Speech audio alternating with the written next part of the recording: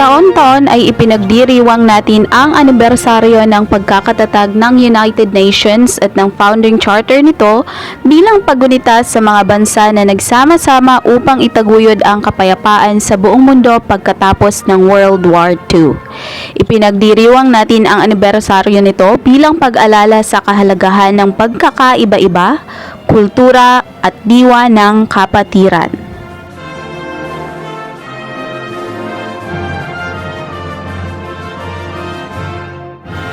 At sa taong ito, ang Paaralang General Miguel Malvar ay nakikiisa sa buong mundo sa pagdiriwang ng United Nations Day na may temang International Year of Plant Health, Protecting Plants, Protecting Life. Ang pambansang awit ng Pilipinas. Mga kababayan, ang pambansang awit ng Pilipinas.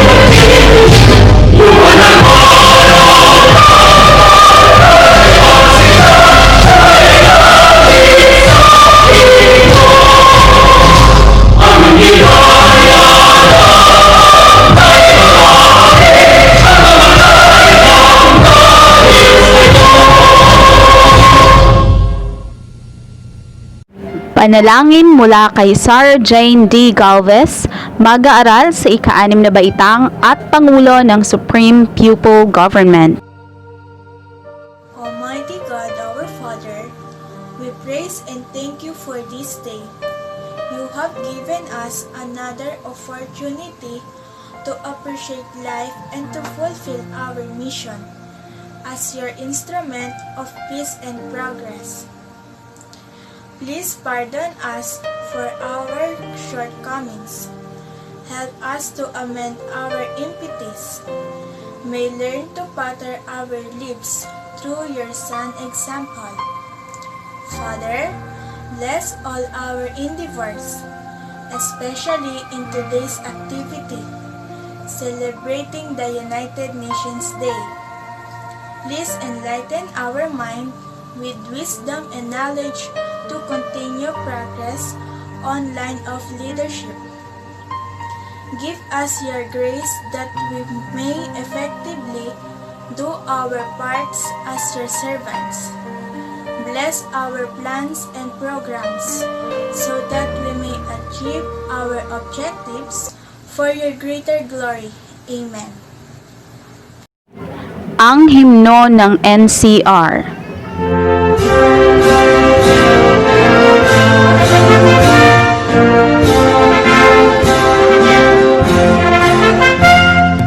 Bayang mahal nating lahat, tampok ng NCR. Pusod nitong ating bansa, dulot kaunlaran.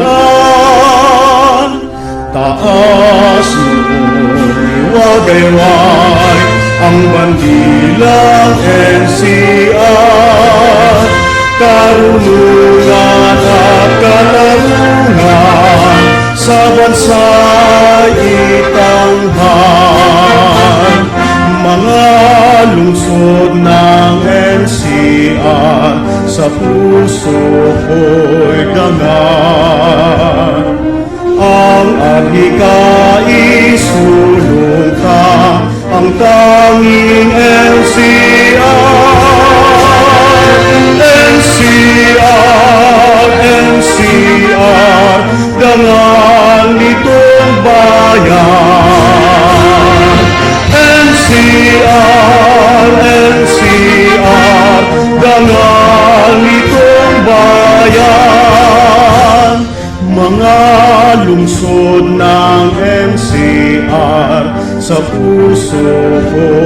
dangal. Ang adhika isulong ka, ang tanging NCR. NCR, NCR, dangal nitong bayan. NCR, NCR, dangal nitong bayan.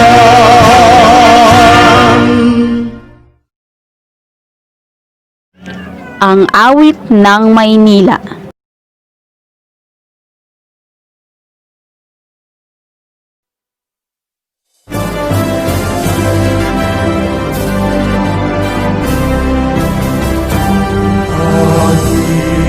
Lungsod namin mahal, tampok ng silanganan, patungo sa kaunlaran at kaligayahan. Nasa Kanya ang pangarap, tulong, lakas, pag-unlad ang Maynila'y tanging perlas ng bayan ngayon bukas. Maynila, oh Maynila, dalhin mo ang bandila. Maynila, oh Maynila, itanggal itong bansa. Maynila, oh Maynila, dalhin mo ang bandila. Maynila, oh Maynila, at itanggal itong bansa.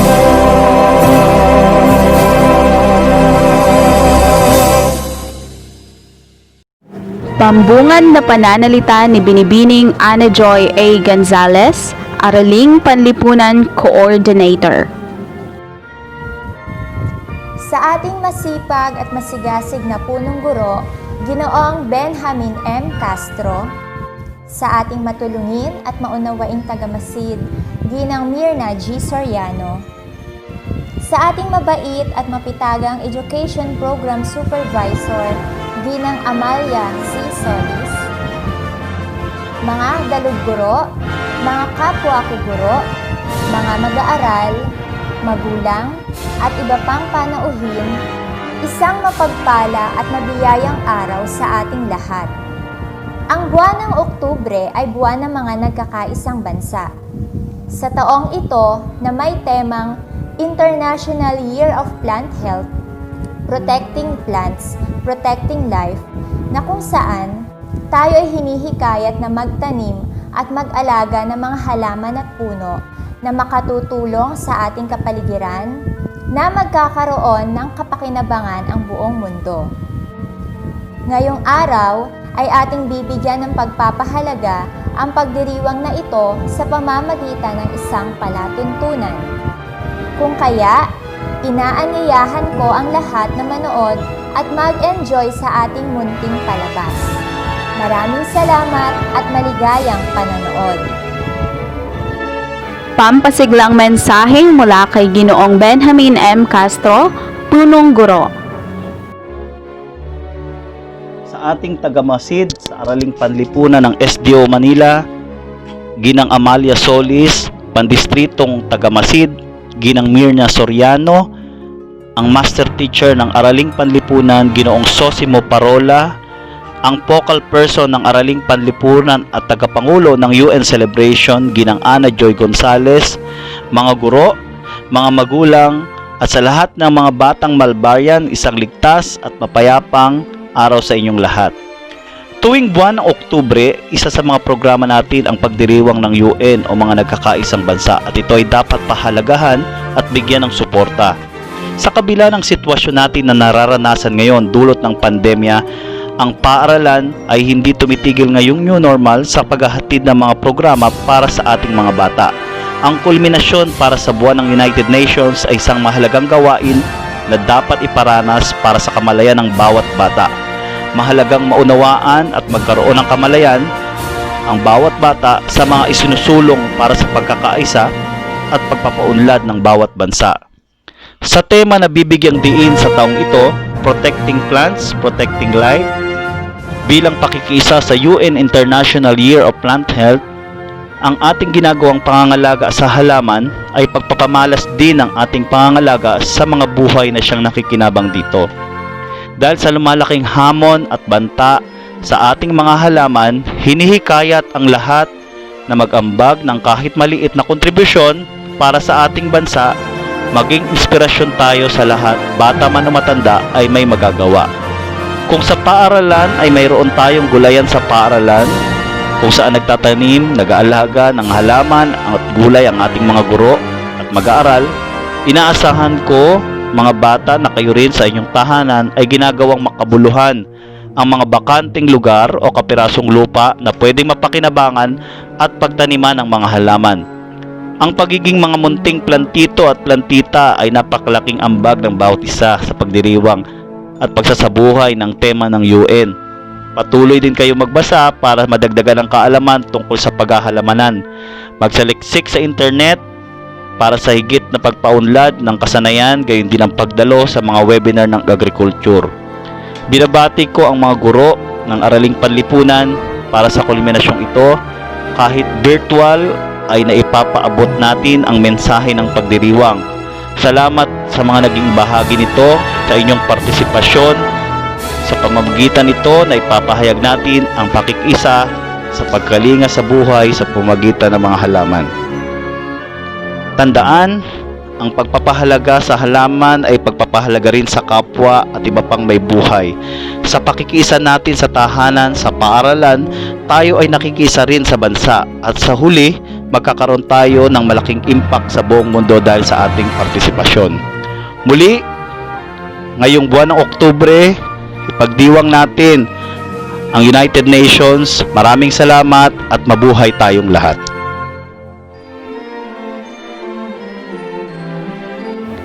Mensahe mula kay Binibining Myrna G. Soriano, Public Schools District Supervisor. Sa ating mga mag-aaral, mga magulang, mga panauhin, kaguruan at sa masipag na punong guro ng Miguel Malvar Elementary School, Ginoong Benji M. Castro, isang ligtas at mapayapang araw sa ating lahat. Ang United Nations o Samahan ng mga Bansang Nagkakaisa ay formal na naitatag noong ika-24 ng Oktubre 1945 ng pangunahing layunin ay panatilihin ang pandaigdigang kapayapaan. Sa taong ito, 2020, ipinagdiriwang natin ang ika-75 pagkatatag ng samahan. United Nations has declared 2020 as International Year of Plant Health with the theme Protecting Plant, Protecting Life. It aims to raise global awareness on how protecting plant health can help end hunger, poverty, protect the environment, and boost economic development. Ang wastong pangangalaga ng ating mga pananim o likas na yaman sa pangkahalatan ay mahalaga para magkaroon tayo ng sapat na supply ng pagkain. Pag may sapat na supply ng pagkain, walang kagutuman. Pag walang kagutuman, mayroong kapayapaan. At pag may kapayapaan, may kaunlaran ang bansa. Ugaliin natin na magtanim sa panahong ito ng pandemya, hindi lamang para libangan, bagkus kasagutan sa kakulangan ng supply ng pagkain at kahirapang nararanasan ng ating ekonomiya. Sa paanong paraan mapapangalaga ng mga pananim natin? Minumungkahi ang paggamit ng mga organic fertilizers para maging ligtas ang mga ito sa ating kapaligiran at ganun din sa sangkatauhan. Tiyaking ligtas ang mga halaman o pananim laban sa mga insekto o kaya't mga peste para pa rin sa kaligtasan ng bawat isa sa atin. Sa panahong ito, maging certified plantitos at plantitos tayong lahat nang sa ganon ay makatulong tayo para sa kaunlaran ng ating bansa. Muli, magandang hapon po sa inyong lahat. Mensahe mula kay Binibining Amalia C. Soles, Education Program Supervisor. Sir Benji Castro, punong guro ng Paaralang Malvar, mga dalubguro ng Araling Panlipunan, mga guro ng Araling Panlipunan, sa lahat ng mga guro ng Malvar Elementary School, magulang, mag-aaral, mga panauhin, isang ligtas at mapagpalang araw sa ating lahat. Pinabati ko ang pamunuan at ang mga guro ng Araling Panlipunan sa pagsasagawa ng isang palatuntunan upang ipagdiwang ang buwan ng mga nakakaisang bansa. Sa kabila ng mga pandemya kinakaharap natin sa kasalukuyan, ay naisagawa nila ito sa pamamagitan ng mga programang online. Sang-ayon sa United Nations, ang tema ng pagdiriwang sa taong ito ay ang International Year of Plant Health. Layunin nito na mapukaw ang ating kaisipan sa kahalagahan ng pagbibigay proteksyon sa kalusugan ng mga halaman, sapagkat ito ay makakatulong upang mabawasan ang suliranin sa kagutuman, maibsan ang kahirapan, magbibigay proteksyon sa kapaligiran, at mapapaunlad ang ekonomiya ng mga bansa. Ang halaman ay buhay. Nakadepende sa halaman ang buhay ng sangkatauhan, kung kaya't dapat nating pahalagahan ang kalusugan ng mga halaman. Muli, maraming salamat sa pagpapatuloy ng misyon ng United Nations at ang nakagawian na pagdiriwang na buwan ng nakakaisang bansa. Pagpatuloy natin ang gawaing ito nang sa gayon ang mga tema ng mga bansang nakakaisa ay maisa, gawa at maisabuhay ng bawat isa sa atin, lalo na ng mga mag-aaral. So sa atin pong lahat, isang magandang umaga at maraming salamat. Ano ang samahan ng nagkakaisang bansa o United Nations? Ang samahan ng mga nagkakaisang bansa o United Nations ay itinatag noong ika-24 ng Oktubre 1945 sa San Francisco, Estados Unidos pagkatapos ng ikalawang digmaang pandaigdig. Ito ang pinakamalaking kapisanang pandaigdig sa mundo na nagsisilbi para sa kapayapaan ng mga bansa. Ang kasaysayan ng United Nations. Ang ideya sa likod ng United Nations ay nakasaad sa deklarasyon pirmado noong ikalawang digmaang pandaigdig sa pagpupulong ng mga alyado sa Moscow noong 1943. Ang naging Pangulo ng Estados Unidos na si Franklin Delano Roosevelt ang nagmungkahi sa pangalan na United Nations. Ang itinuturing na simula ng United Nations ay ang mismong araw ng Oktubre 1945 pagkatapos ng ratifikasyon ng karta ng naging 5 mga permanenteng kasapi ng Kapulungang Pansiguridad, ang Republika ng China, Pransya, Unyong Sobyet at ang United Kingdom of Great Britain and Northern Ireland at ang Estados Unidos ng Amerika, kasama ang malaking mayoriya ng natitirang 46 na miyembro. Mga layunin ng United Nations. Una, mapanatili ang pandaigdig na kapayapaan at seguridad. Pangalawa, paunlarin ang pagkakaibigan ng mga bansa batay sa pantay-pantay na karapatan ng lahat ng mga tao. Pangatlo, makamit ang pandaigdig na pakikipagtulungan sa paglutas ng mga suliranin ng sangkatauhan sa kabuhayan, lipunan at pantao, at pang-apat, tulungan ang mga bansa sa paggawa ng mga kasunduang pangkapayapaan at pagkakaibigan. Kwento mula kay Binibining Evelyn T. Cabonilas na pinamagatang Ang Bubungang Hardin.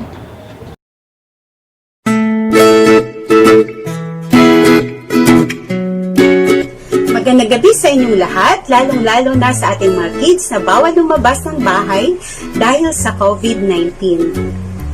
Narito naman tayo sa GMMES TV para sa ating kwento ngayong gabi. Pero bago yan, may ilanong katanungan para sa inyo. Sino sa inyo ang mahilig sa halaman? Kagaya nito. Paano nagkakaugnay-ugnay ang halaman at insekto? At ang pangatlong katanungan, ano ang naidudulot ng halaman sa buhay ng tao? Matutugunan natin yan sa ating kwento ngayong gabi, na hinango sa aklat ng Asia Foundation. Ang Bubungang Hardin ni Kim Ann Arun, iginuhit ni Chia Sereyrut. Hindi kaaya-aya ang tanawin sa bubungan ni Tita. May isang malaking pabrika na nagbubuga ng usok sa likod ng kanyang bahay. Nagpasya si Tita na maglagay ng mga halamang mirasol sa kanyang bubong upang ito ay mapaganda. Ngunit, unti-unti nalanta ang mga halamang mirasol. Hiling ni Tita na sana parati siyang may bulaklak sa kanyang bubungan. Pero paano niya ito gagawin? Katapusan ng linggo, tinanong ni Tita sa kanyang tatay kung matutulungan ba siya nito. Tay, gusto ko may bulaklak parati dito. Pero, paano natin sila papanatilihing buhay? Tanong niya. Gagawa tayo ng hardin. Nagdala ako ng isang malaking lalagyan para sa lupa at mga buto na itatanim. Magtulungan tayo upang ang hardin na ito ay lumago at magtagal ng mahabang panahon. Ang kanyang pamilya ay inihanda ng mabuti ang lupang pagtataniman. Pero si Tita ay nakakuha ng sorpresa. Bulate, kadiri! Ang mga bulate ay mahalaga sa isang hardin, Tita, paliwanag ng kanyang tatay. Tinulungan nilang tumubo ang mga halaman. Hindi sigurado si Tita kung gusto pa niya ang mga bulate. Pero, pananatilihin niya ito kung makakatulong naman sa kanilang hardin. Nang oras na para diligan ang mga halaman, binuhusan ni Tita ng isang timbang tubig ang mga halaman. Uminom kayo, mga buto, para mabilis kayong lumaki, sabi niya sa kanyang mga halaman. Tama na, Tita. Huwag masyadong marami. Pinakita ng nanay ni Tita kung gaano lang karami ang kailangan idilig sa halaman. Pero, gusto ko silang lumaki kaagad, reklamo ni Tita. Ang tanim ay kailangan ng sapat na panahon para lumaki, malumanay na paalala ng kanyang ina. Alam kong mahirap pero kailangan mo maging matyaga. Makalipas ang isang linggo, ang mga binhi ay nagsisimula ng sumibol. Ito na ang oras para ilipat ang mga halaman sa kanya-kanyang paso. Nagmadali si Tita na bunutin lahat ng mga halaman. Dahan-dahan, Tita, sabi ng kanyang nanay. Kung mapuputol mo ang mga ugat nito, hindi na sila lalaki. Tinanim nila ang maliliit na usbong sa bagong paso. Nagsimulang gumawa ng mga kahon ang tatay ni Tita para mas maraming bulaklak ang tumubo. Habang gumagawa naman ng karatula si Tita para sa kanilang hardin. Natutuhan na rin ni Tita ang mga kailangan niyang malaman tungkol sa pag-aalaga sa kanilang hardin. Hindi nagtagal at nagsimula ng sumibol ang mga bulaklak. Isang gabi, pumili si Tita ng ilang bulaklak na merasol upang ilagay sa kanilang hapagkainan.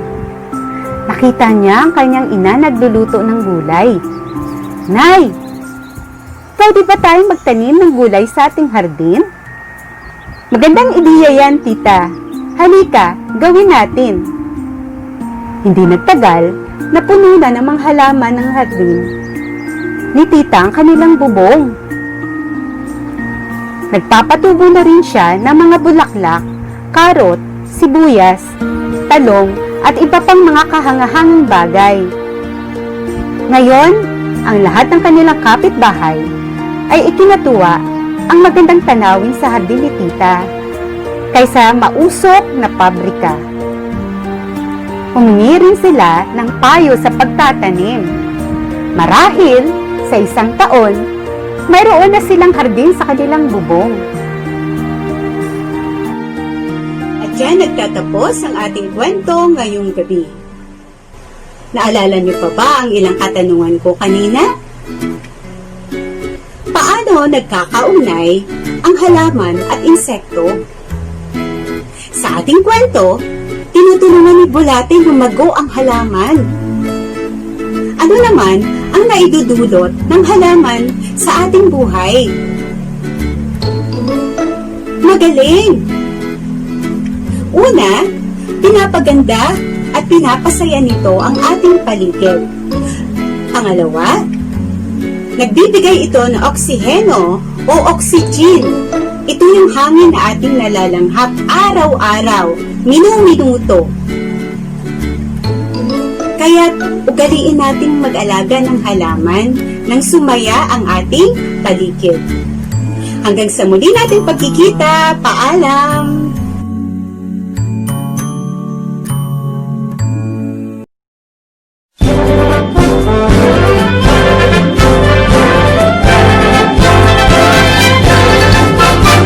Hello, bonjour, buenos dias. Good day, guten tag, konnichiwa. Ciao, shalom, dobre dien. Hello to all the children of the world. We live in different places from all around the world. We speak in many different ways. Though some things might be different, we're children just the same. And we all like to sing and play. Hello, bonjour, buenos dias. Good day, good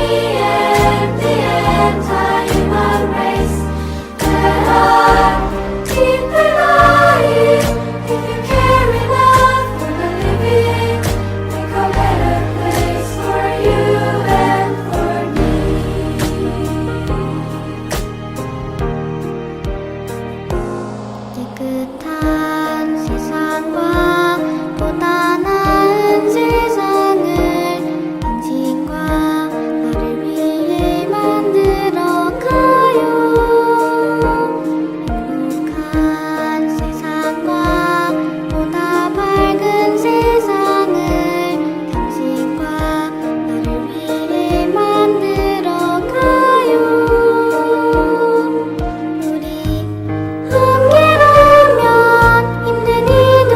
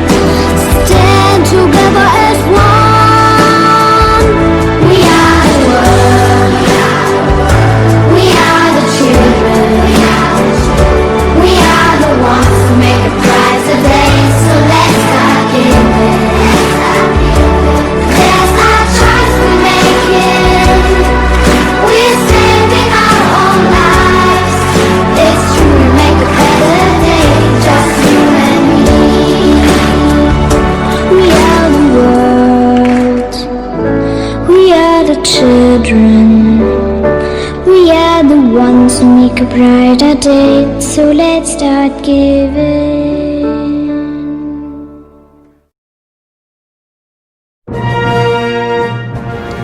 Pangwakas na pananalita mula kay Ginoong Zosimo D.C. Parola, Dalubguro. Sa ating napaka-supportive na PhDs, Ma'am Myrna Soriano, our very own and dynamic principal, Sir Benji Castro, sa mga kasamahan kong Dalubguro, sa mga walang kapagurang guro ng General Miguel Malvar, lalong-lalo na ang mga guro sa Araling Panlipunan, dahil sila ang mga abala sa programa ito ngayon. Mga cooperative na magulang, mga mag-aaral, at sa lahat na nanood, isang magandang araw po sa inyong lahat.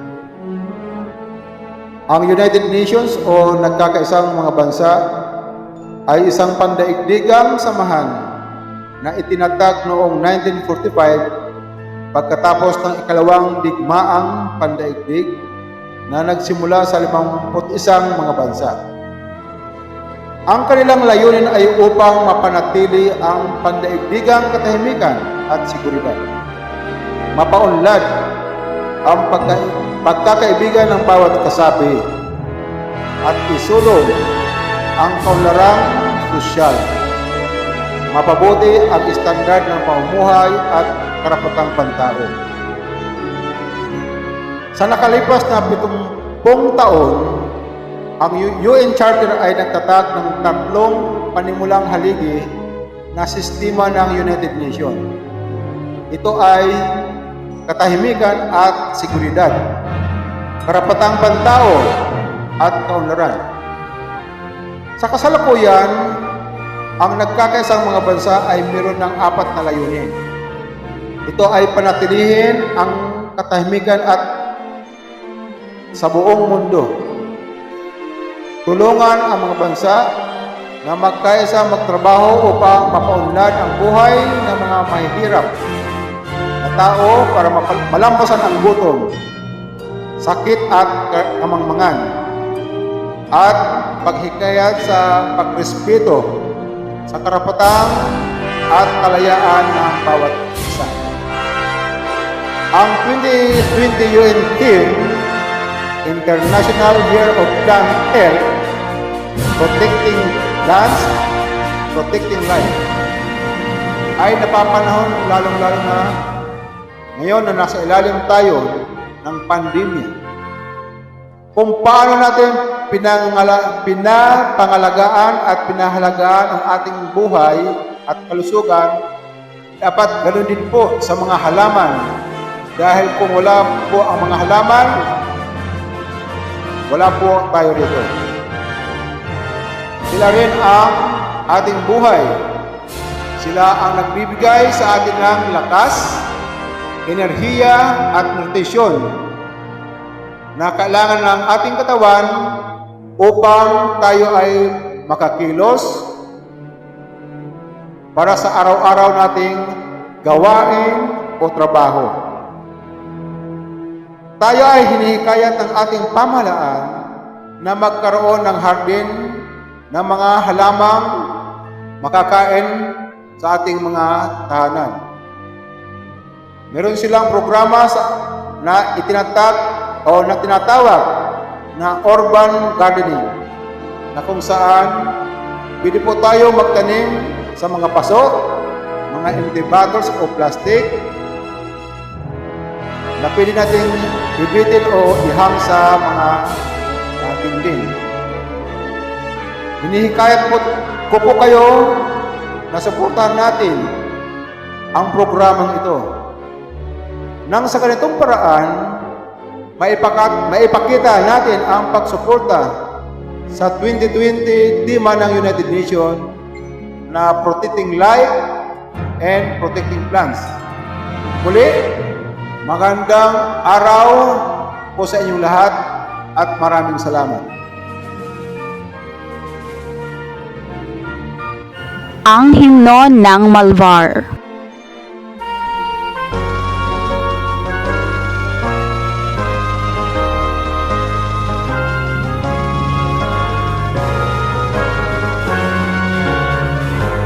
Paaral ng sinisinta, Malvar puno ng sigla, mga guro'y masasaya sa mag-aaral, dulot ay ginhawa, mga batang nag-aaral, matulungin at magalang, mithiin sa buhay, lumusog isip at katawan, Malvar, paaralang mahal, adhikain naming kabataan,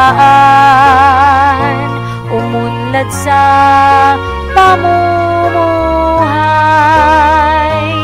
para sa ating lipunan, paaral ng sinisinta, Malvar puno ng sigla, mga guro'y masasaya sa mag-aaral, dulot ay ginhawa, mga batang nag-aaral, matulungin at magalang, mithiin sa buhay, lumusog isip at katawan, Malvar, paaralang mahal, adhikain naming kabataan, umunlad sa pamumuhay, para sa ating